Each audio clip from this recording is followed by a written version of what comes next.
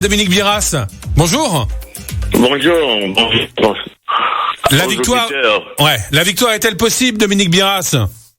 Oui, la victoire est possible. Je remercie déjà, je dirais tous les électeurs et les électrices qui m'ont chaleureusement accordé leur confiance lors de ce premier tour et ma fierté d'avoir été qualifié grâce à leur suffrage.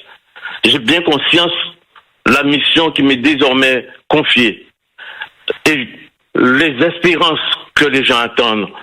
Et c'est pourquoi la colère qui a été largement exprimée lors des présidentielles, il faut aujourd'hui que tout le monde se mobilise. Et c'est pourquoi je lance un appel solennel à tous les abstentionnistes. Car il faut se dire qu'il y a eu 74% d'abstention. Et il y a eu énormément d'abstention. Et ce sont les abstentionnistes qui vont nous faire gagner. Et c'est cette mobilisation qui, au second tour, va nous assurer la victoire avec la frappe rassemblée, avec les forces de progrès, avec Nadège Montout et la France Insoumise qui, rassemblés autour d'Éric Jalton, déjà pour les présidentielles, nous avons su faire un grand... Mais tout le monde se réclame de la France Insoumise, de NUPS aujourd'hui. Quelle est la part de vérité, Dominique Biras, là-dedans? Parce que même votre adversaire Olivier Servat déclare être soutenu par la France Insoumise. Mais non, ne me parlez pas du député sortant. Il n'y a pas de longtemps, il était avec Macron. Ensuite, aujourd'hui, il s'est fait éjecter de Guadeloupe-Unie. Aujourd'hui, il a été au Parti Socialiste demander sa carte. Et aujourd'hui, il se réclame de France Insoumise. Il ne fait que tergiverser. Et c'est là que toute la crédibilité politique en Guadeloupe et on a une défiance du monde politique. Aujourd'hui, le député sortant, il a failli. Il a failli sur les choses essentielles. Il a failli dans sa politique des 5 ans. Nous devons aujourd'hui parler des espérances que nous devons justement, faire. je vous donne l'occasion d'en parler, Dominique Biras. Comment on donne de l'espoir à cette population de la première circonscription? Eh bien, c'est grâce à cette victoire qui est à portée de main qu'on devra arracher pour pouvoir faire gagner la retraite à 60 ans, l'augmentation du SMIC, le RSA, les retraites, la réintégration et le paiement du personnel soignant, un système de santé à hauteur des dangers auxquels nous sommes confrontés, une fiscalité bien appropriée pour nos territoires. Je souhaite que le PGE, un exemple, qui est un prêt qui a été accordé lors du Covid aux petites entreprises, soit transformé en PGE. En subvention. Je souhaite qu'il y ait une caisse de défaisance soit appropriée pour les entreprises en difficulté. Vous savez, les zones franches, une zone franche globale, totale sur Pointe-à-Pitre, une zone franche aussi pour la ruralité, afin que Mont-Nalo vers Blanchette, vers Marie-Galante, qui est un essor d'une nouvelle économie. Aujourd'hui, comment vous pouvez comprendre que Marie-Galante ne possède même pas un hélicoptère quand il y a des urgences, un bloc opératoire d'urgence? Et nous sommes au XXIe siècle. Comment voulez-vous qu'aujourd'hui, que nous puissions créer une économie alors qu'au niveau de la continuité territoriale, ça a été véritablement pas étudié par rapport à l'archipel que nous représentons. Vous savez. Et justement, pour que toutes ces propositions puissent passer, il vous faut un groupe parlementaire. Où siégerez-vous sur les bancs de l'Assemblée nationale, Dominique Biras?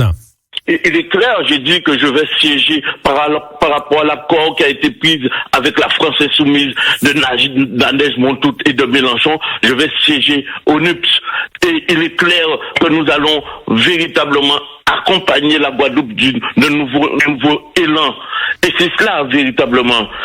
Comment voulez-vous que aujourd'hui, au niveau de la continuité territoriale, comme je vous disais tout à l'heure, qu'il n'y a pas une délégation de services publics de transport à Marie-Galante, que ça soit maritime, terrestre ou aérien?